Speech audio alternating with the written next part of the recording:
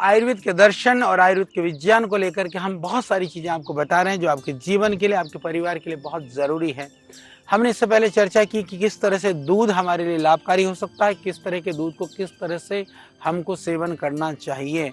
तो आज हम चर्चा करने वाले हैं दूध के बाद में हम दूध से बनाते हैं दही। दही की आज हम करेंगे चर्चा। और दही के लिए बहुत ही शास्त्र में बड़ी प्रशंसा की गई है। दही भी कब किसको लेना चाहिए, नहीं लेना चाहिए, इन विषयों में हम करेंगे बात। तो मैं आपको बताना चाहता हूँ कि चरक संहिता के अंदर महर्षि चरक इसकी प्रशंसा करते हुए लिखते हैं, रोचनम दीपनम वृश्यम स्नेहनम बलवर्धनम, इस तरह से कि दही को बहुत ही दही की प्रशंसा की है। कहते हैं दही भारी होता है, स्निग्ध होता है, अविशंदी होता है, परंतु रस और विपाक में थोड़ा सा उष्ण वीर्य होता है। ग्राही कब्ज करने वाला जो है दही को माना गया है। इसके साथ में वातनाशक, रक्त कफ और पित्त को बढ़ाने वाला माना गया है। तो इसके साथ साथ में क्या है कि जैसे मैंने कहा ना, दीपनम, दीपन को, पाचन शक्ति को बढ़ाने वाला, और बलकारक, पुष्टिकारक, और वृष्य, शुक्र को बढ़ाने वाला और रुचि को बढ़ाने वाला है। ये अद्भुत होता है। दही शायद कोई होगा जो दही का सेवन नहीं करता है। हमारे भोजन में भी हम प्रतिदिन दही का सेवन करते हैं, दही तो खाते हैं, पर क्या आपको गुण का पता है? नहीं पता होगा तो आज हम आपको बताने वाले हैं। ध्यान से आप मेरे साथ जुड़े रहिए। मैं आपको बताना चाहता हूं कि जो पेट की जो बीमारियां हैं, आजकल विविध तरह के जो टॉनिक हैं, पेट के नाम पर आपने देखा होगा, याकू याकू करके इस तरह की जो चीज़ें होती हैं वही होता है जो पेट के जो हमारे एंजाइम्स हैं, जो लाभकारी बैक्टीरिया हैं, उनको बढ़ाने वाला जो तत्व है, उनमें से दही को सबसे अग्रणी माना गया है। दही के अंदर इतने बैक्टीरिया होते हैं, इतने करोड़ों खरबों बैक्टीरिया होते हैं जो शरीर के लिए, शरीर के एंजाइम्स को, पाचन शक्ति को ठीक करते हैं और शरीर की क्षमता को वो बना करके रखते हैं। ये बहुत ही लाभकारी है। इसीलिए कहा कि दही शुक्र को भी बढ़ाता है और भोजन में रुचि ही बढ़ाता है। तो रुचि ही नहीं बढ़ाता है, वह उधर रोग, पेट के सारी बीमारियों के लिए बहुत ही अद्भुत माना गया है। और वो बुखार में भी, हालांकि हम लोग कई बार कहते हैं कि बुखार में नहीं देना चाहिए दही, परंतु सर्दी के साथ चढ़ करके यदि बुखार आता है तो उसके लिए दही पथ्य माना गया है। और दही की यदि मैं बात करूं तो हम बहुत तरह के जो विकार हैं, बहुत तरह के दोष हैं, उसमें बहुत ही वो लाभकारी है। परंतु दही ध्यान रख लेना कि शरीर की प्रकृति के अनुसार यदि विधि पूर्वक या आपके शरीर की प्रकृति को न समझ करके यदि आप करते हैं तो उससे कभी सूजन भी आ सकती है, कभी कभी बुखार भी हो सकता है। और दही जो है, दही किस में बनाना चाहिए? दही ताज़ी दही का ही हमको सेवन करना चाहिए। और ताज़ी दही के लिए आप रात्रि को रखें। जब दही जमाने के लिए जामन डालें तो कम जामन डालिए। ज़्यादा जामन से जमाते हैं तो दही खट्टी हो जाती है, कम जामन से डालते हैं तो दही मीठी होती है।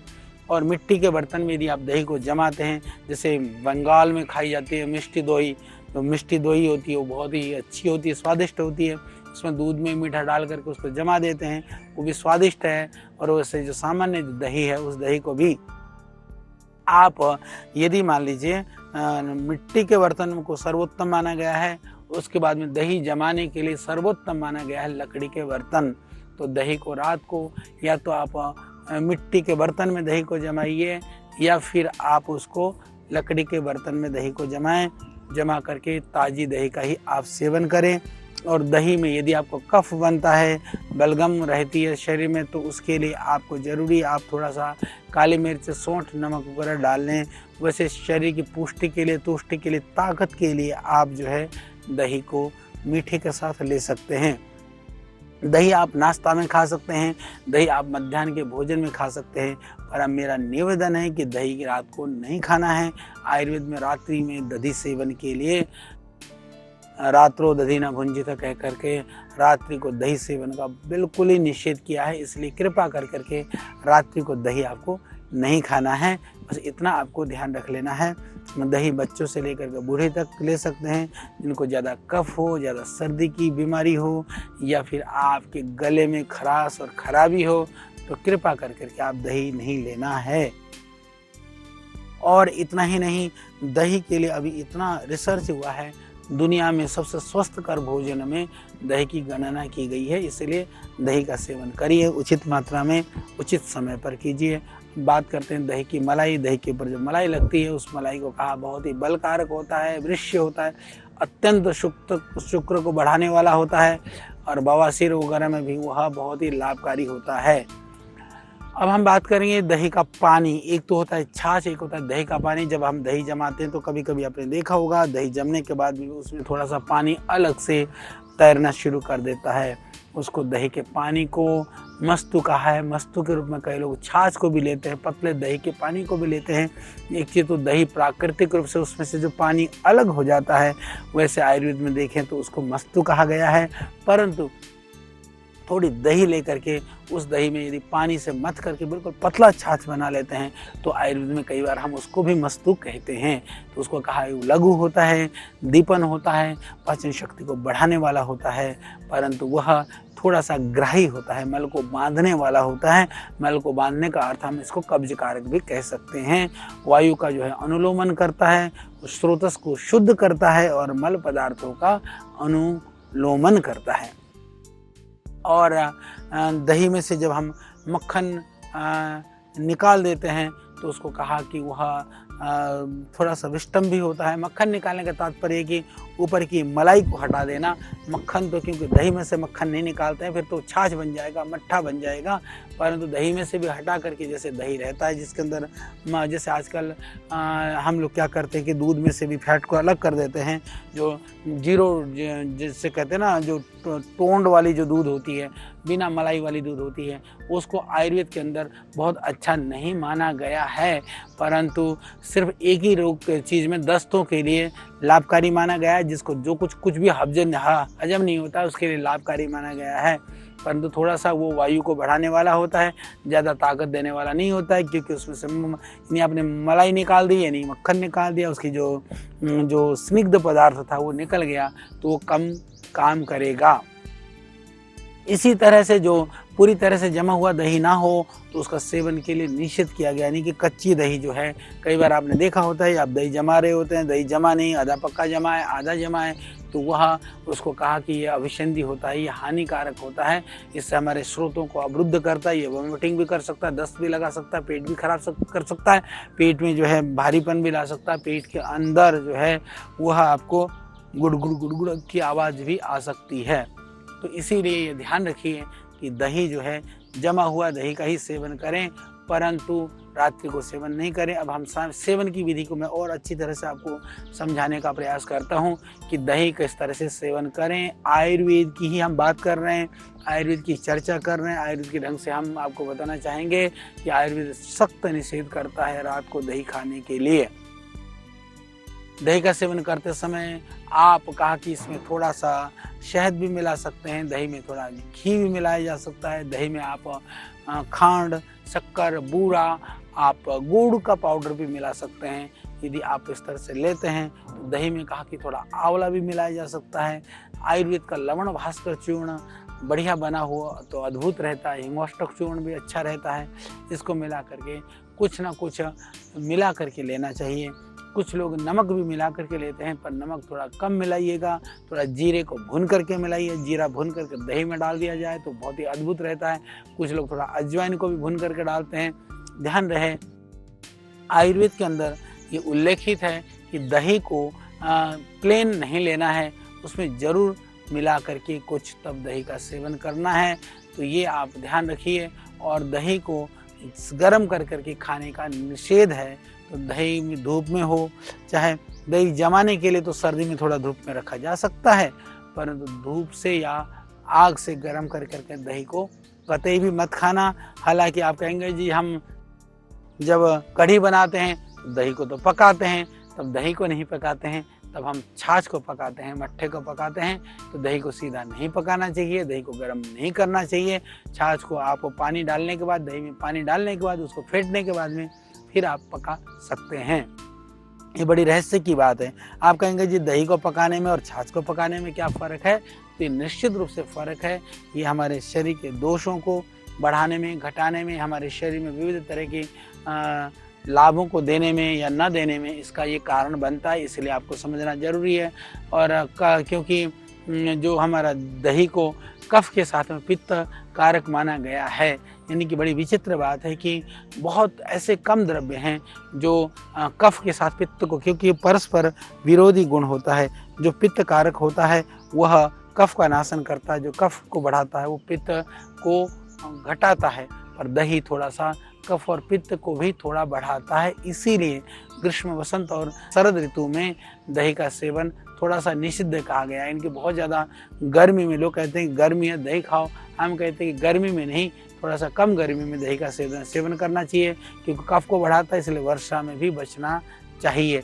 परंतु वर्षा के में दही का सेवन उचित माना गया है वैसे, परंतु हेमंत और शिशिर ऋतु में दही का सेवन बहुत ही लाभकारी है। यानी वर्षा में भी यदि कफ बनता है तो थोड़ा सा ध्यान रखिए।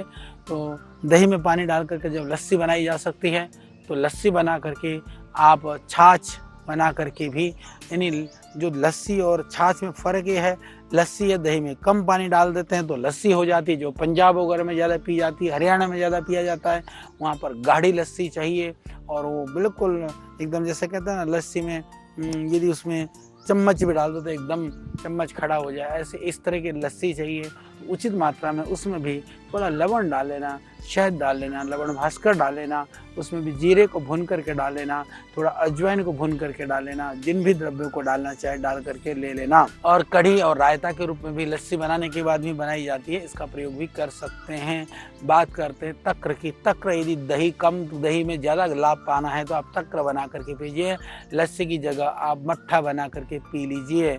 तो क्योंकि मट्ठा बनाने के लिए आपको दही में पानी डाल करके मथना है और इसको तक्र बनाया जाता है। तो इस तक्र के लिए आयुर्वेद में कहा तक्र शक्रस्य दुर्लभम, तक्रम शक्रस्य दुर्लभम, कि जो तक्र है वो बोले इंद्र को भी दुर्लभ है, इंद्र लोक में भी नहीं मिलता है। तो सच में शायद इंद्र लोक में गाय नहीं होंगी तो तक्र नहीं, दही नहीं बनेगा तो तक्र नहीं मिलेगा।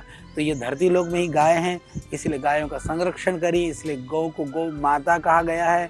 और यहाँ तक्र पर्याप्त आपको मिलता है, तक्र का सेवन करिए और अपने आप को ऐसा मानिए कि आप इंद्र से भी बढ़ करके हैं। जब इंद्र को छाछ नहीं मिलता तो जब छाछ पियो, लस्सी पियो, दही खाओ, तो समझ लेना कि आप इंद्र से भी बढ़ करके आप सौभाग्यशाली हैं। क्योंकि हमारे यहाँ प्राचीन काल से ही जो घरों के अंदर यदि जब दूध होता था तो ये उसको बहुत ही समृद्ध माना जाता था। आज तो दूध, क्योंकि पशु जब दूध देने वाले हों, घर में दुधारू पशु हों, दुधारू गाय हों, इसके लिए वैदिक प्रार्थनाएं तक की गई। हम लोगों ने जो है ब्रह्म वर्चसी जायताम कह करके जो प्रार्थनाएं करते हैं, दो धेनु की दूध देने वाली गाय हों, इस तरह की हमने प्रार्थनाएं की हैं। तो वो दूध बड़ा सौभाग्य का विषय होता है। उस दूध से तक्र बना लेना, उस दूध से दही बना लेना, ये अद्भुत एक सौभाग्य की बात है। पर इसको आप जब परिश्रम कर करके इन पदार्थों को प्राप्त करते हैं ना, जब हम छोटे छोटे थे, मेरे को याद है कि घर में जब कभी दूध नहीं होता था, गाय भैंस ब्याने को होती थी, तो हम प्रतीक्षा करते थे कब गाय ब्याएगी, कब भैंस ब्याएगी, तो फिर हमको दूध पीने को मिलेगा, दही खाने को मिलेगा। उनसे पूछो जिनको दूध और दही नहीं मिलता, इसकी क्या महत्ता है। आप तो जितनी जरूरत हो उसे फालतू खा करके इसको खराब मत करना, पर इनके गुणों को समझ करके हिसाब से प्रयोग कर लेना। जब दूध भैंस और दूध गाय देने वाली होती तो बड़ी खुशी होती थी। तो अभी भी बहुत सारे क्षेत्रों में, गांव में, एरिया में आज भी देखते हैं कई जगह पर तो दूध भी नहीं बेचा जाता है, पर अब दूध बेचने लग गए। पर छाछ तो आप समझिए कि बहुत एरिया में, गांव में आज भी लोगों को बांटा जाता है, दिया जाता है। यदि आपके घर में दूध है और आपने मट्ठा बना दिया है, तो मक्खन आपने बेशक निकाल लिया हो, जो तक्र है, जो छाछ है, वो पूरे गांव में बांटा जाता है। ये हमारी संस्कृति है, परंपरा है। जिनके घर में दूध नहीं है वो लाइन में लग करके छाछ लेकर के आते हैं। वो दृश्य ठीक है, वो हमारे कहीं ना कहीं हमारे अभाव को दिखाता है, तो प्रेम को भी दिखाता है। वो अभाव की बात नहीं, वो प्रेम की बात है। इसीलिए तक्रम शक्र से दुर्लभम, जो तक्र है, जो शक्र के लिए दुर्लभ है, उसको आपको सहज रूप से मिल रहा है। तो उस तक्र को आप दही की तरह से, हमने बताया, उसको मीठा बना सकते हैं और थोड़ा-सा वो मिठास डाल करके थोड़ा खट्टा और मीठा भी हो सकता है, पर ध्यान रख लेना उसको ज़्यादा खट्टे हो मट्ठा शाम को खट्टा हो गया हो तो नहीं पीना है। उसको थोड़ा-सा जल मिलाकर ले लेना। जो खट्टी जो लस्सी है ना, वो गुजरात में बहुत पी जाती है, जो खट्टा बिल्कुल खट्टी होती है लस्सी, वो 3-4 दिन के दही होता है। तो मेरा निवेदन यह है कि बहुत ज़्यादा खट्टा नहीं, उसमें थोड़ा-सा आप पानी ज़्यादा मिला लीजिए। हाँ, वो जो बासी दही का बना हुआ छाछ होता है, वो खुशबू में तो बहुत अच्छा लगता है, हमको भी अच्छा लगता है, एक अलग तरह की उसके अंदर खुशबू होती है, परंतु जो है उसमें थोड़ा-सा ज़्यादा खट्टा नहीं होना चाहिए। आप पीते हैं तो थोड़ा पानी मिला कर के पिएँ। इसीलिए मक्खन थोड़ा-सा कई बार होता है कि हम सिर्फ दही को मथ करके भी पी लेते हैं, वो भी बहुत लाभकारी होता है, पर मक्खन कई बार पूरा मक्खन निकाल लेते हैं तो फिर वो उसके आधार पर उसके गुण और दोष अलग-अलग हो जाते हैं। तो बिना जल के केवल दही को मथ करके यदि तैयार कर दिया गया, उसको उस तक्र को घोल कहा जाता है। समझ लीजिए क्या मज़ेदार कहानी है। यानी दही में बिना पानी के मथ करके निकालोगे, जो हम लोग कहते हैं ना एकदम दही को मथ करके हम पी लेते हैं, जहाँ बिना मक्खन निकाले बिना कुछ करे तो उसको घोल कहते हैं।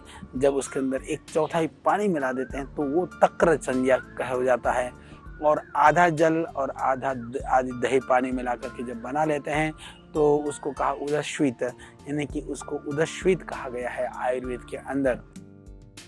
और यदि घी निकाल करके, यानी कि पूरा मक्खन निकाल दिया और घी निकाल करके और फिर जल मिलाएं तथा फिर मथें तो उसको मथित कहा गया। वो जो बाद में जो बचता है उसको मथित कहा, यानी कि जल में दही में पर्याप्त मात्रा में जल मिला करके वह मथ करके घी निकालने पर जो बनती है उसको छाछ कहा। छाछ वह है जिसमें से दही में से छाछ न भी निकालो घी, पर ज़्यादा पानी डाल करके जब मथते हैं, यानी कि आधा जो है मथा हुआ मथित है और पर्याप्त मात्रा में, जैसे हमने कहा कि पानी मिला करके जल निकाल देते हैं तो छाछ, ऐसा आयुर्वेद के हिसाब से। क्योंकि कभी कभी कन्फ्यूजन होता है, छाछ क्या है, लस्सी क्या है, मट्ठा क्या है, जो जहाँ आपके यहाँ है वो वही है, उसको उसी तरह से लेना। यदि आयुर्वेद के हिसाब से करते हैं तो छाछ वो है जिसमें से आप मल कर पानी से करके ज़्यादा पानी डाल करके घी निकाल देते हैं, उसको छाछ बोलते हैं। यानी दही उसको निकाल देते हैं, मक्खन को, उसको छाछ बोला जाता है। तो छाछ को कहा है लघु होता है, शीतल होता है, वात और पित्त का शमन करता है, और ये कफ को बढ़ाने वाला होता है। और कफ को बढ़ाने वाला होता है इसीलिए उसमें त्रिकटु चूर्ण मिलाइए, जीरा मिलाइए तो कफ का वो थोड़ा सा कफ वाला दोष का शमन हो जाता है। इसीलिए दही में कुछ मिला करके लेने का विधान आयुर्वेद में किया गया है। नमक मिला करके लेने पर, नमक में भी विशेष करके सीधा जो नॉर्मल नमक मिलाने की जगह हमारा निवेदन है कि आप लवण भास्कर, हिंगोष्टक चूर्ण वगैरह मिलाइए, उसके साथ में नमक के साथ में बाकी औषधीय तत्व भी उसके अंदर पूरा है, तो उससे भी यह पाचन शक्ति को बढ़ाता है, ये भूख बढ़ती है और इससे बहुत ही ज़्यादा शरीर के अंदर शक्ति भी आती है। और जो पूरी तरह से मक्खन निकाल करके जो तैयार किया हुआ जो छाछ है वो उसको बहुत ही हल्का माना गया है, हितकारी माना गया है। तो इसीलिए मक्खन निकाले बिना जो तैयार किया हुआ जो तक्र है उसको थोड़ा सा भारी माना गया है, गरिष्ठ माना गया है, बलकारी माना गया है और कफ कारक भी ज़्यादा माना गया है। इसीलिए मक्खन निकलने के बाद का जो वो जो है वह ज़्यादा लाभकारी माना गया है, उसको तक्र कहा गया है। इसीलिए तक्र की प्रशंसा करते हुए आयुर्वेद के शास्त्र में ऋषि लिखते हैं कि तक्रम लघु कषाय अम्लम दीपनम कफवात जित। इस तरह से प्रशंसा की गई कि तक्र जो होता है ना, मट्ठा जो होता है वो लघु होता है, हल्का होता है, रस में मधुर होता है, थोड़ा सा अम्लतापूर्ण होता है, वो कषाय भी रस होता है उसके अंदर, और पाक मधुर विपाक वाला होता है, और कफ और वायु नाशन करता है, अग्नि दीपन करता है, वो अग्नि को बढ़ाने वाला होता है, स्रोतस को स्वच्छ करने वाला होता है, मल को बांधने वाला होता है, हृदय के लिए लाभकारी होता है, मूत्र जो है अधिक लाने वाला होता है, और विविध तरह की ग्रहणी और बवासीर आदि जो सूजन वगैरह है पेट के रोगों में, मूत्र के रुकावट में, चाहे आपके स्प्लीन बढ़ा हुआ है, लीवर में प्रॉब्लम है, प्लीहा में है, यकृत में है, गुल में है, तो इस तरह के रोगों में जो है, और विशेष करके जो मोटापे वगैरह में भी, और अलग तरह के जो पांडु रोग वगैरह हैं, जॉन्डिस वगैरह हैं, उसमें भी वह बहुत ही लाभकारी है। और आधुनिक में भी कि मोटे लोगों को तक्र का पान कर लेना चाहिए। उसमें से भी मक्खन निकाल करके जो बनता है तक्र, वो मोटापे को नाश करने वाला होता है और वो बहुत ही हृदय रोगों को दूर करने वाला होता है। तो इस तरह से आपने जाना कि मट्ठा बहुत ही लाभकारी है, बहुत ही गुणकारी है और हम सब के लिए सेवन करनीय है, परंतु रात को नहीं खाना है, ज़्यादा खट्टा नहीं खाना है। और इसी तरह से आयुर्वेद कहता है कि जो अपक्व है, तक्र है, छाछ है, वो जाकर के जो पेट में जमा हो जाता है तो कफ को नष्ट करता है, परंतु गले में कफ को उत्पन्न करता है नहीं। पेट के जो श्लेष्मा है, पेट का जो कफ है उसको बराबर खत्म कर देता है, पर गले के कफ को बढ़ा लेता है। इसीलिए ऐसे जो कफ, ऐसा जो छाछ है, मट्ठा है, वो क्या करता है, पीनस को पैदा करता है, खांसी को पैदा करता है, दमा को पैदा करता है, गले के रोगों को पैदा करता है। इसलिए एकदम ताज़ा छाछ नहीं पीना चाहिए।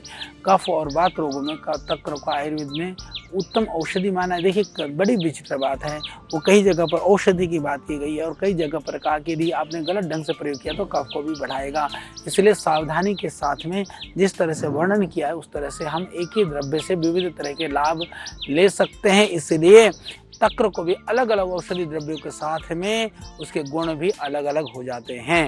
यानी कि आप तक्र में मीठा मिला करके पियोगे तो मधुरता से वो कफ बढ़ाएगा, परंतु उसमें आप लवण भास्कर वगैरह त्रिकट वगैरह मिला करके पियोगे तो कफ का शमन भी करेगा। जैसे कि अलग अलग में कैसे कैसे काम करता है मैं थोड़ी सी चर्चा करूंगा। नमक का मिश्रण के साथ लेंगे तो वात विकारों में लाभ करेगा। अम्लता रहित मधुर तक्र में शर्कर का मिश्रण कर देते हैं तो पित्त विकारों में लाभ करेगा। तक्र में त्रिकुटा, सौंठ, काली मिर्च, पिप्पल और इस तरह के द्रव्यों को मिला करके पीते हैं। लवण भास्कर हिंगाष्टक डालते हैं तो कफ में लाभ करेगा। तक्र में हींग, जीरा और सेंधा नमक मिला देते हैं तो वायु का नाशन करता है। बवासीर और अतिसार संग्रहणी में और जिनको अग्निमांद्य है और वस्ती में दर्द रहता है, पेड़ों में दर्द रहता है, उसमें लाभ करेगा। यदि तक्र में गुड़ मिला देते हैं तो पेशाब के रोगों में अत्यंत लाभकारी माना गया है। यदि छाछ में मिला देते हैं, चित्रक या एक औषधि है उसका मिला देते हैं तो कहा कि ये पांडु रोगों में अत्यंत लाभकारी है। ज़्यादा खट्टा तक्र जो है नुकसान पहुंचाता है, इसलिए इसका सेवन मत करना। छाती के घाव हो, दुर्बलता हो, मूर्छा हो, चक्कर हो, बहुत ज़्यादा जलन हो या उसका उस समय पर बहुत ज़्यादा वर्षा की गर्मी में वर्षा हो रही हो, एकदम गर्मी हो रहा है तो कफ बढ़ने की संभावना रहती है। उस समय पर थोड़ा सावधानी से तक्र का प्रयोग कर लेना। और तक्र कल्प आदि भी आयुर्वेद में वर्णन किया गया है, जो आँव के लिए, संग्रहण के लिए, जीर्ण संग्रहण के लिए, इनको विविध तरह के रोगों में तक्र कल्प की भी बात की गई है। कल्प करने के लिए नहीं, रसायन है एक तरह से तक्र, तो ये सर्वोत्तम एक औषधि है। इस औषधि का सावधानी से सेवन करिए और जीवन को निरामय करिए तो आपने जाना होगा दही और तक्र न केवल आहार हैं अपितु जीवन को चलाने के लिए यह औषधि भी है। तो इन औषधीय गुणों को हमने जाना, समझा। अब हमको लगता है कि अब आपको इस छाछ मट्ठे से भी आप अपने देह के अनुसार ज़्यादा लाभ उठा सकेंगे। अब आज की चर्चा में इतना ही पर्याप्त है। आज हम चाहते हैं आपसे विदा। नमस्ते, प्रणाम। कल फिर मैं मिलूंगा अगली कड़ी में अगली बहुत सारी जानकारियों के साथ।